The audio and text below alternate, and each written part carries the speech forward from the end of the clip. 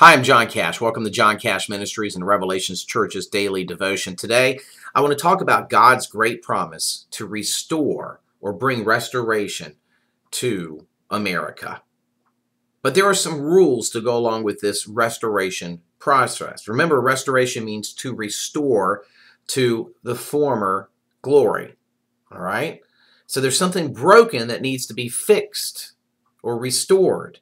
Take a look at the book of Haggai. Chapter 2, we're going to start in verse 7. He says, I will shake all nations, and the desired of all nations will come, and I will fill this house with glory. The house would be the temple. Here he's saying, look, I'm going to shake the nations, and the desired of the nations will come. Now, who's the desired of the nations? It's God himself. God is saying, I will come and fill the temple with my glory. Now, you might think, do the nations desire God? Well, in the flesh, absolutely not. But he's speaking to Israel here. Israel knew God. They knew their God. And when you get to know God, your Creator, in Jesus Christ, the Son of God, you do begin to desire Him, not in the flesh, but in the Spirit, because there's nothing the flesh desires except sin. But you get that desire. So here he says, I will shake all nations, and the desire of the nations will come. Now, folks, listen. You want to know if you love God or not? It's real simple. Do you desire Him? Do you desire to be restored by Him, fixed by Him, loved by Him? Now, watch what he says then in verse 8. He says, the silver is mine, and the gold is mine, declares the Lord Almighty. Why is he bringing up the silver and gold? Well, they didn't have anything. They're hearing this Haggai prophet saying that God's going to rebuild the temple and the new temple is going to be better than the old temple, which everybody was like, that's impossible. No, we don't have that kind of money. We don't. And God says, wait a second. I own it all. Now think about silver and gold for a minute. God creates the earth, right? Creates the heavens. There's some trace elements on the earth that is created.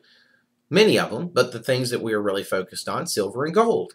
Okay, they're just trace elements that God created.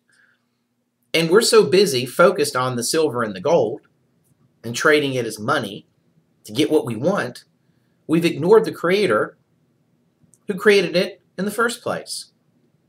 It's kind of like a football game. Imagine somebody builds the most amazing 100,000-seat football stadium out there. Latest technology, just amazing. Everybody comes into the stadium. Are they admiring the technology? Are they admiring the stadium? Are they getting ready for the football game? Can't wait. No, here's what they do. They go down to the field and they start grabbing at little pieces of pebble and dirt and arguing over that. That sounds absurd, right? It's just as absurd to ignore your Creator and focus on the gold and silver, the little trace elements on the earth. These people couldn't believe that God could build a temple because they didn't really think God could pull it off because there was no money. There was just little faith here. Now, also notice that God here, to bring restoration, He's trying to say, you know what? I am going to make the new temple even better than the old. And there's a neat little spiritual truth here. And that is, God's always trying to upgrade us. Okay?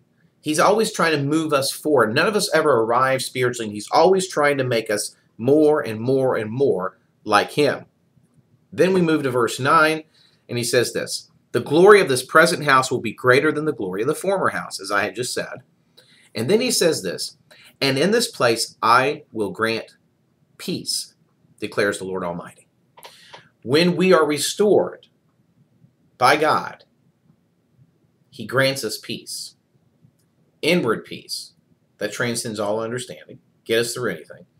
And here for Israel, He was promising peace from their enemies because the Philistines were constantly attacking Israel. And so when we seek God with all of our heart and we want Him to restore us, the byproduct is peace. And boy, could we use some of that in America today. Look, God wants to restore America to her moral and spiritual authority that she had in the nations years ago. But it's going to start with people who are willing to be restored by God one by one, come clean with God one by one, and believe that He can do anything, that He's a miracle working God before any of the restoration occurs here in America. God bless you. Thank you for your support of John Cash Ministries and Revelations Church.